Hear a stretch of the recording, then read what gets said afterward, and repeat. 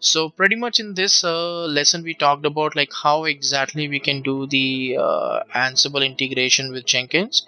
We begin up with a very basic understanding about what is the Ansible. So we talked about Ansible as a configuration management tool, which really helps us to configure not only the server configurations, but it also handles the software configurations.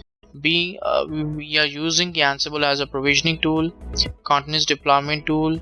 We are using it as a configuration management tool, and we are also using it as a particular uh, tool using which you can do some couple of services restart. You can create some files, folders.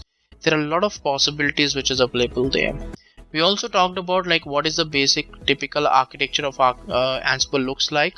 It works in a total agentless architecture where we don't require any agent, and we are basically using the SSH connectivity, the core SSH connectivity, to connect to the Linux platforms. So using this you will not be able to have any kind of agents. Agent dependency is completely gone. Also, we talked about how the YAML files, higher YAML formats can be used in order to write the scripts, write the playbook files here, so that we can get the desired output, that how these playbook files can help us to manage the configurations. Very easy, simple way of writing up the scripts, and anyone can can go ahead with this one, and they don't have to put that much efforts. So having a very low learning curve in this case. Towards the end we talked about like how we can have the plugin installation. So Ansible and the Ansible tar, which is two different plugins which is available there.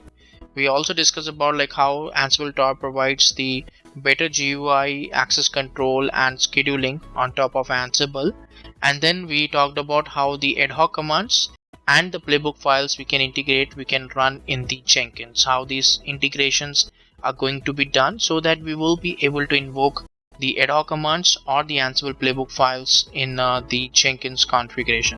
So that summarizes how exactly the overall integration of Jenkins and Ansible can be done with the help of this tool here. So that's it for this lesson. See you in next lesson.